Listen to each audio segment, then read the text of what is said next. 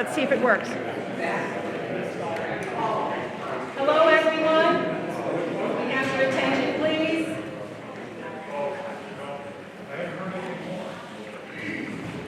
Good morning. My name is Bonnie Couture, and standing to my right is Stephen Helmin.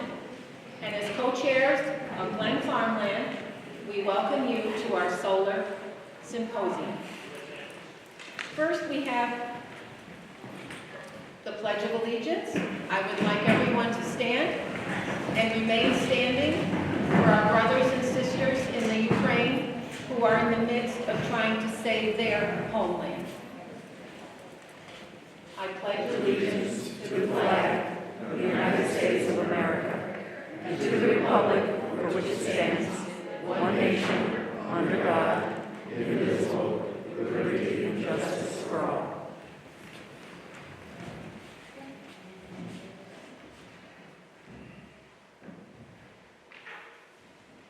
Thank you.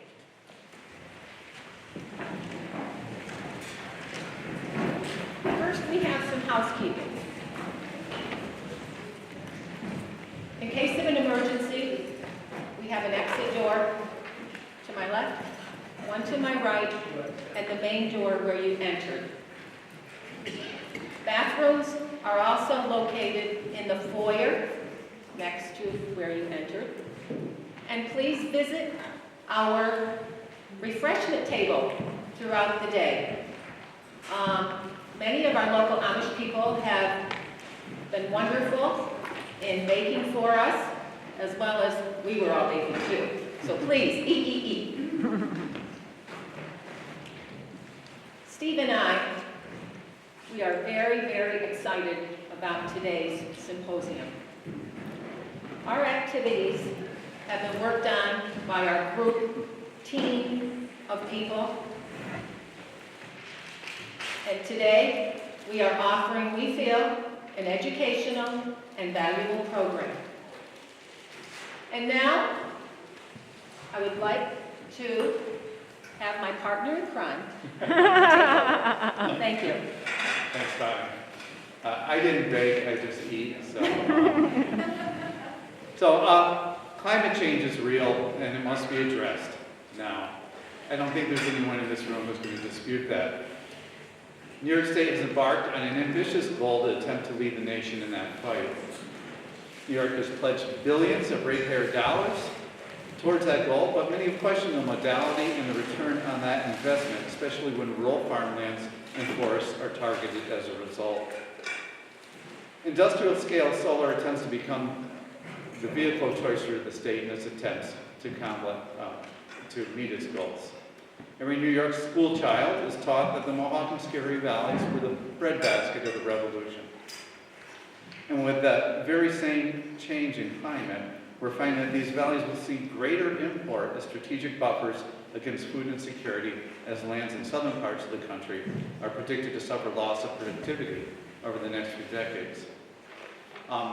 I had the distinct pleasure to attend the Prairieville Gateway's Zoom a few months ago, and it was a very impressive array of ideas and work.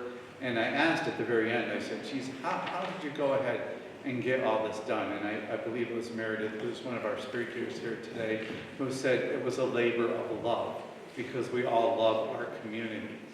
And it's that love of our communities, I think, that you see throughout this state and throughout this region that brings us all here today and makes us so concerned and interested in the work that the state is doing and how it impacts all of our communities. In light of developers' penchant for targeting quality farmland, like those found here in the eastern Mohawk Valley, questions abound. Why are we trading food security for electric generation that far exceeds our community's needs? Why are we targeting farmland instead of already despoiled lands, or taking advantage of the multitude of opportunities to apply solar in conjunction with other construction projects? Why is the state's focus in dollars on basically two technologies? My mother would say, why are they putting all their eggs in one basket, as opposed to a more balanced portfolio of energy generation? Why don't we see similar investments in energy research or hydropower or other technologies which could reduce the impact of land-hungry industrial solar applications and potentially reduce the need for concerning battery units. As you may be aware, New York State's Climate Action Council issued a draft scoping plan at the end of last year. This plan seeks to provide a framework for action to meet the state's climate goals and ensure environmental justice. The Council is looking for feedback on that plan and will be accepting comments until June 10th of this year. Time seemed right to us here at GlenFARMLand then to convene a symposium to explore the issues associated with industrial solar in rural New York. Voicing those issues and our potential concerns with them will inform and perhaps help modify the draft scoping plan. Many of us have already appeared in person at public hearings regarding the Climate Action Plan. That's where I got to meet Keith Shue, who's going to be one of our first presenters this morning. We have, to that end, submit, and Keith was very eloquent, by the way. I wanted to say I was very impressed with his remarks, and I'm sure you will be as well. Please take the time to submit your comments to the Climate Action Committee, either via a postcard at the front table, or we have a few Chromebooks set up over here where you can actually go and submit your comments online. And if you're looking for ideas on what to comment, I'm sure any of our experts here will be able to fill your head with ideas, and you may even have more at the end of the day. So we've sought well-considered and varied points of view, and I'm humbled, really, by the array of speakers we have here today. They will help us explore these questions, share their experiences as they seek to address climate change, protect their communities, and thread the bureaucratic soup. And that includes agency names like ORES, NYSERDA, ORBS, DPS, and laws like Article 10, CLCPA, the Accelerated Renewable Energy and Growth and Community Benefits Act, say that three times fast, and how we also know 94C. Additionally, they will likely present new questions and challenges for our consideration.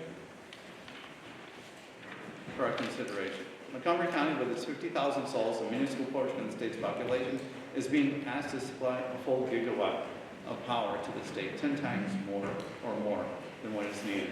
The county is at the center of the state's bullseye for industrial solar proliferation, and includes nearby counties and municipalities. If you stop by our table over there, you'll actually see a heat map of where the solar projects in New York State are, and it's centered right here. We'll also hear thoughtful and deeply felt strategies on how we might successfully address climate change and retain the ability to guide the growth and pursuit of happiness in our own communities. I thank all of our presenters for coming to share their wisdom and ideas. I hope all who are attending find this day informative and hopefully eye-opening. So please take the opportunity to talk and network with the people at the tables and the other people around you, and check out our newly released white paper regarding the state's initiatives. That was a labor of love as well, and maybe more labor than love on occasion. It's regarding the state's initiatives, the Connection Mill Point project, and why Glen, New York, was targeted for a 250 megawatt facility. We chronicle the development of the project, the vulnerability caused by the state and local legislation, explore the financial underpinnings that led to the choice of Glen, and the many undesirable impacts that the project may have on our community. It's a sobering case study and a pattern that unfortunately we see in many rural farming communities. So thank you so much for coming, and please enjoy the day and our speakers. We're going to do a little administrative piece, and then we'll get right on with the NYECE.